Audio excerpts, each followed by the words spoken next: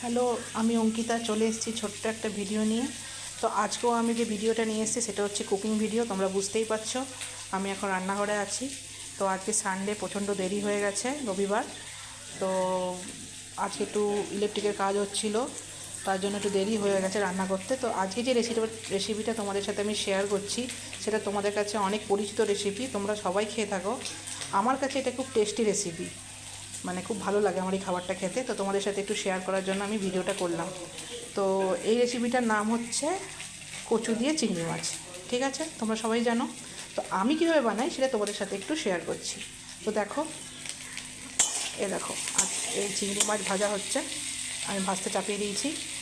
ঠিক আছে, তো দেখো বন্ধুরা, আমার চিংড়ি মাছ ভাজা হয়ে গেছে, কচু আলু সিদ্ধ হয়ে গেছে।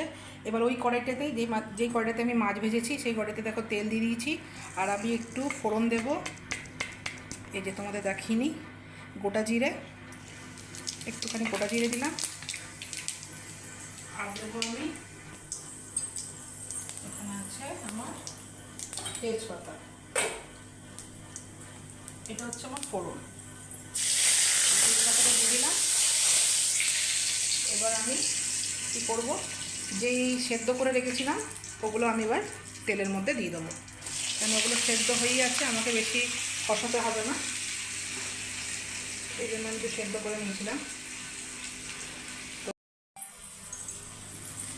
দেখো, এই যে এরকম এসছে কালারটা। এরপর আমি কি দিয়ে দেবো, এখানে আমি অ্যাড করবো এই যে চিংড়ি মাছগুলো। দেখো, আমি যত চিংড়ি মাছগুলো ভেজে রেখেছিলাম এখানে আমি দিয়ে দিলাম।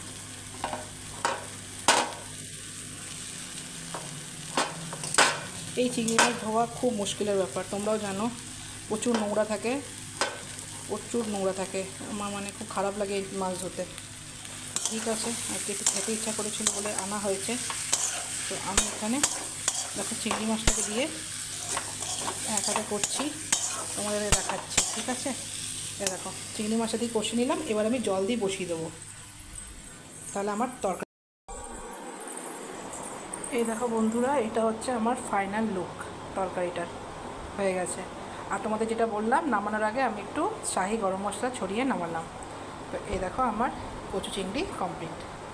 তো আজকে এই কচু চিংড়ি দিয়ে ভাত খাবো, আর মাকে দিয়ে একটু পাঠাবো, মাও আমাকে দিয়ে মাছ করেছে, মনে হয় কিছু করেছে, পাঠাবে। তো ওটা দিয়ে আমাদের আজকে লাঞ্চ হয়ে যাবে। তো তোমরা আমার এই রেসিপিটা কেমন লাগলো একটু অবশ্যই জানিও, একটু শেয়ার করো। আর তোমরা কীভাবে বানাও সেটা একটু জানিও, তাহলে আমি শিখতে পারবো। তো এখন আমি রাখি, চলো টাটা।